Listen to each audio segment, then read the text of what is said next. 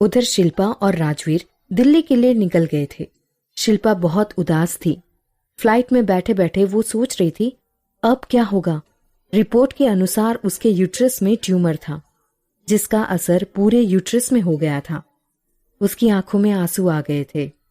राजवीर उसे रोते हुए नहीं देख पा रहा था। उसने उसका सर अपने कंधे पर रखा और उसका हाथ पकड़कर कहा, तुम चिंता मत करो, सब ठीक हो जाएगा। कुछ ही समय में राजवीर और शिल्पा दिल्ली पहुंच गए थे। वो भी घर ना जाकर सीधे हॉस्पिटल आ गए थे। शिल्पा का चेकअप हो गया था और वही रिपोर्ट में मिला जिसका डर था। ट्यूमर का तुरंत ऑपरेशन जरूरी था, तो राजवीर ने भी तुरंत हाँ कर दी। ऑपरेशन चालू हो गया था। पूरी फैमिली कुछ ही समय में वहां आ गई थी। अभी तक राजवीर ने किसी को कुछ भी नहीं बताया था, पर जैसे ही सबको पता चला सब बहुत दुखी थे। सिंघानिया जी बहुत परेशान थे। अभी कुछ समय पहले ही शादी हुई है और ये सब, उन्हें आगे की चिंता हो रही थी। राजवीर भी उदास बैठा था। अंगद जी ने उसके कंधे पर हाथ रखकर कहा, सब ठीक हो जाएगा राजवीर, तुम ऐसे उदास हो जाओगे तो शिल्पा कैसे संभालेगी अपने आप को। राजवीर ने कुछ नहीं कहा। शाम तक भी शिल्पा को होश नहीं आया था। तेज ने राजवीर को फोन लगाया, क्योंकि दोनों शिल्पा और राजवीर आज काठ गोदाम आने वाले थे। राजवीर हॉस्पिटल के बाहर आया। उसने फोन उठाया और कहा, हेलो। तेज कुछ कहता तभी उसे राजवीर के रोने की आवाज आई। अभी तक जो दर्द उसके सीने में छुपा था वो जैसे बाहर ही निकल आया था। उसने तेज से कहा, शिल्पा का ऑपरेशन हो रहा है यहाँ दिल्ली में। शिल्पा बहुत दर्द में है। मुझे पता नहीं, पर अभी भी कुछ बातें मैंने छुपा रखी है। जब उसे होश आएगा तो कैसे समझाऊंगा। वो कभी भी मां नहीं बन सकती है। तेज अचानक ही उसकी बातें सुनकर चौंक गया था। उसने पूछा, आखिर शिल्पा को हुआ क्या है? राजवीर ने सिसकते हुए कहा, उसके यूट्रस में ट्यूमर है, जिसका जहर पूरे यूट्रस में फैल गया है। डॉक्टर ने कहा है उसे निकालना पड़ेगा। कैसे बता पाऊंगा मैं ये शिल्पा को। तेज ने उससे कहा, तुम चिंता मत करो, सब ठीक हो जाएगा। बस अपना और उसका ध्यान रखना। यहाँ तनु भी ठीक है। अभी मैं उसे कुछ नहीं बता पाऊंगा। तुम तो जानते हो उसकी तबीयत ठीक नहीं है। मैं कल आता हूँ। फिर दोनों ने फोन रख दिया। तेज अभी भी शिल्पा के बारे में सोच रहा था। उसे शिल्पा और राजवीर की बहुत चिंता थी। वो शिल्पा से बहुत प्यार करता था। हमेशा हंसती मुस्कुराती रहने वाली शिल्पा। राजवीर कई बार मजाक में कहता था, मुझे भी वीर भैया के चिंटू बंटी जैसे 2 बच्चे चाहिए, और मजाक में तो पूरी क्रिकेट टीम मांगा करता था। उसकी आंखों से आंसू बहने लगे। भगवान भी कैसा मजाक करता है। उसने दोनों हाथ जोड़कर भगवान से कहा, शिल्पा को किस बात की सजा मिल रही है? बस भी कीजिए उसे सजा देना। क्यों आपने एक माँ से उसका हक छीन लिया कि वो कभी माँ ही नहीं बन सकती। वैसे ही सर पर हाथ रखकर बैठा रहा। तेज घर से नाश्ता करके रिजॉर्ट चला गया था। उसने वहीं से अपनी मीटिंग अटेंड की थी। जब उसने देखा शाम के 5 बज गए हैं तो वो तनु को ऑफिस से लेने आश्रम आ गया।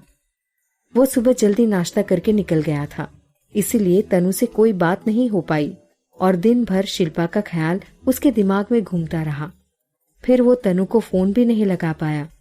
वो कार से टिककर खड़ा हो गया और सोचने लगा, पता नहीं तनु ने मुझे माफ किया होगा या नहीं। सुबह तो ठीक लग रहा था। दिन भर मैंने उससे बात नहीं की। पता नहीं फिर वो मुझसे नाराज हो गई हो। कैसे बताऊंगा उसे शिल्पा के बारे में। वो उसकी सबसे अच्छी दोस्त है।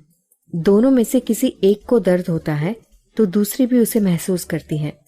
जब इसे शिल्पा के बारे में पता चलेगा तो पता नहीं कितनी तकलीफ होगी उसे। शायद मुझे उसके बारे में नहीं बताना चाहिए, लेकिन कब तक छुपाऊंगा। अभी छुपा लूंगा तो बाद में कोई ना कोई तो उसे बता ही देगा। इससे ज्यादा अच्छा है उसके बारे में मैं बता दूं। वो सोच ही रहा था, फिर उसने अपने ख्यालों को झटका और अंदर की तरफ जाने लगा। वो अभी अंदर जा रहा था कि विक्रम के साथ आते हुए तनु मिल गई। विक्रम ने तेज को देखकर कहा, हेलो। जवाब में तेज ने पूछा, हेलो विक्रम, तुम्हारा क्या डिसीजन है आश्रम के बारे में?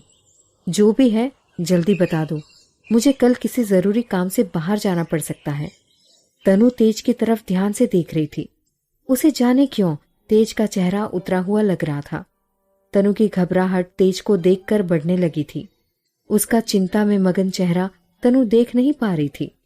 उसे अंदर ही अंदर लग रहा था जैसे तेज दुखी है, पर इस वक्त विक्रम भी साथ ही था, इसीलिए उसने कुछ नहीं पूछा। विक्रम ने कहा, मैंने अपना फैसला तनु के ऊपर छोड़ रखा है। जो वो चाहेगी वही होगा। आखिर दोस्त जो हूं उसका। तनु अभी भी ध्यान से दोनों की बातें सुन रही थी। तेज ने भी तनु की ओर देखकर कहा, फिर तो जो मिसेस राठौर चाहेंगी वही होगा। आप उसकी चिंता ना करें। आइए, आपसे कुछ जरूरी बात कहनी है। विक्रम ने एक बार तनु की ओर देखा और कहा, इनसे छुपाना है? तेज ने कहा, नहीं, आप दोनों आइए, चाय की टपरी में बात करते हैं। तनु आश्चर्य से तेज को देख रही थी। फिर वो भी तेज के पीछे चल पड़ी। उसने मन में सोचा, तेज और चाय की टपरी में? फिर वो भी मुस्कुराते हुए तेज के पीछे चल पड़ी। चाय की टपरी में तीनों पहुंचे। छोटू आ गया था ऑर्डर लेने। उसने आज तनु को भी देखा तो मुस्कुराकर विक्रम को देखा। विक्रम ने उसे पास बुलाया और कहा, छोटू बेटा, तुम्हारी गलत फहमी भी दूर करते हैं। कल मैंने कुछ नहीं कहा, पर ये तेज है मेरे दोस्त, और ये तनु इनकी पत्नी। हम अच्छे दोस्त हैं, तो आगे से ध्यान रखना। छोटू मुस्कुराकर चला गया और जल्दी ही 3 मसाला चाय ले आया। तेज ने विक्रम की ओर देखकर कहा, तुमने ऐसा क्यों किया? विक्रम ने चौंकते हुए कहा, क्या? तेज अपनी जगह से उठा और उसके गले लगते हुए कहा, हम दोनों को मिलवाया। मैंने आज तक तुम्हारे जैसा दोस्त नहीं देखा। तुमने जो हमारे लिए किया है उसे मैं कभी नहीं भूल पाऊंगा। फिर धीरे से उसके कान में कहा, मैं जानता हूं तुम भी तनु से बहुत प्यार करते हो, लेकिन तुम्हारा प्यार एक सच्चा प्यार है। तुमने जो अपने प्यार के लिए किया है वो शायद कोई नहीं कर पाता। आई होप कि तुम भी अब आगे बढ़ जाओगे। तनु को अभी भी समझ नहीं आ रहा था कि क्या हुआ है। दोनों जो झगड़ा करते थे, आज क्या हुआ है? तेज उससे अलग हुआ और दोनों अपनी जगह में बैठ गए। तेज ने फिर कहना चालू किया, मैं तुम दोनों से माफी मांगना चाहता हूं। पता नहीं कैसे मैं अपने गुस्से के कारण इस दोस्ती पर विश्वास नहीं कर पाया। फिर तनु की ओर देखकर कहा, तनु, तुम्हें शायद पता ही नहीं है तुम्हारा दोस्त कितना अच्छा है। शायद मैं तो कभी तुम्हें ढूंढ ही नहीं पाता। तुम्हारे दोस्त ने अरुण को तुम्हारी खबर दी, वो भी अपना नाम बताए बगैर। हाँ, मुझे ये जरूर लगा था कि विक्रम यहाँ है काठ गोदाम में, तो तुम भी यहीं मिलोगी शायद। मेरे मन में जलन कहो या तुम्हारी बातों को छुपाना हो, जो भी हो, पर मैं गलत फहमी में था। तुम्हें मनाने के जाने कितने बहाने विक्रम ने मुझे बताए कि मैं तुम्हें जल्दी मना लूं। वो तुम्हें दुखी नहीं देख पाया। सच कहूं, अब मेरी सारी गलतफहमी दूर हो गई है। मैं अपनी गलती पर शर्मिंदा हूं। प्लीज, आज तुम दोनों हो यहाँ पर, मुझे तुम दोनों ही माफ कर दो। उसकी आंखों में आंसू दिखाई दे रहे थे। उसकी बातें तनु को अंदर तक कचोट रही थी। सच क्या था ये तो उसने भी छुपाया था। इस वजह से तेज को गलतफहमी हुई थी। वो अपने हाथों को मसल रही थी। विक्रम भी वहीं था तो वो तेज के पास नहीं गई। तेज उठकर जाने लगा तो विक्रम भी उठकर उसके गले लग गया और बोला, तुम्हारा रिश्ता जो तनु से है उसके बीच में ना तो कोई विक्रम कभी आया है और ना आएगा। मेरा वादा है तुमसे। तेज ने एक नजर तनु को देखा और कहा, तुमसे भी कुछ जरूरी बात कहनी है शिल्पा के बारे में। मैं घर पर तुम्हारा इंतजार करूंगा। और वो जाने लगा तो तनु भी अपना बैग लेकर उसके साथ हो ली। आज उसने भी मन से तेज को माफ कर दिया था। आखिर कब तक नाराज रहती। फिर तेज ने आज विक्रम से भी माफी मांग ली थी।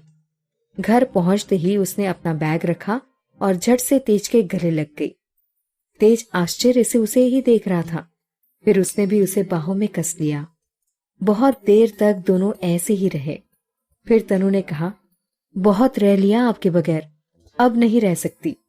और उसके आंसू तेज को भिगोने लगे। आज शाम से आप दुखी दिख रहे हैं, क्या बात है? तेज ने उसके कंधे पर अपना सर टिकाते हुए कहा, वो शिल्पा। वो बोल नहीं पाया। उसके आंसू तनु ने अपनी गर्दन पर महसूस किए। उसने धीरे से उसके आंसू पोंछे और कहा, आप बैठे, मैं अभी आती हूं। और वो जल्दी से पानी ले आई। तेज ने पानी पिया और तनु के हाथ पकड़ते हुए कहा, मुझे कल ही जाना होगा दिल्ली। वो शिल्पा वहां हॉस्पिटल में है। तनु ने कहा, पर उसे हुआ क्या है? फिर तेज ने उसकी कंडीशन बताई तो उसने भी शिल्पा से मिलने की जिद की। तो तेज ने कहा, हम सुबह निकलेंगे, यहाँ रिजॉर्ट में मेरा चॉपर है, उसी में चलेंगे। अरुण भी वहीं है। तनु ने घूरकर तेज को देखा। आप झूठ कह रहे थे? मुझे पता था आपको होटल नहीं मिला। क्यों? मुझे अरुण ने सब बता दिया है, आप ऐसे तो नहीं थे। तेज ने उसे गले लगाते हुए कहा, सच कहूं, नहीं रह पा रहा था तुम्हारे बगैर। झूठ नहीं बोलता तो तुम घर में नहीं आने देती, शायद अभी भी नाराज रहती। अब यदि नाराज हुई तो सचमुच मेरी जान ही चली जाएगी। तनु ने उसके होठों पर अपने हाथ रख दिए और कहा, किस्मत से मिले हैं आप, खोना नहीं चाहती हूं। कभी ये मत कहना, आप तो मेरी जान है। आपको पता ही नहीं है, जब आपको मैंने हॉस्पिटल में पहली बार देखा था तभी आपकी इन काली आंखों में खो गई थी। मैंने सपने में भी नहीं सोचा था कि आपको पालूंगी। बस आप हमेशा मेरे साथ रहें, मैं यही चाहती हूँ। फिर वो बोलते हुए रुक गई। तेज ने कहा, बोलो क्या चाहती हो? पर तनु चुप ही रही। फिर तेज ने कहा, मुझे और भी बातें करनी है, पर अभी नहीं, रात में। फिर उसने शरारत से तनु की ओर देखा। तनु ने शर्म से अपना सर झुका लिया। वो आगे कुछ कहती तभी लक्ष्मी आ गई थी रात का खाना बनाने।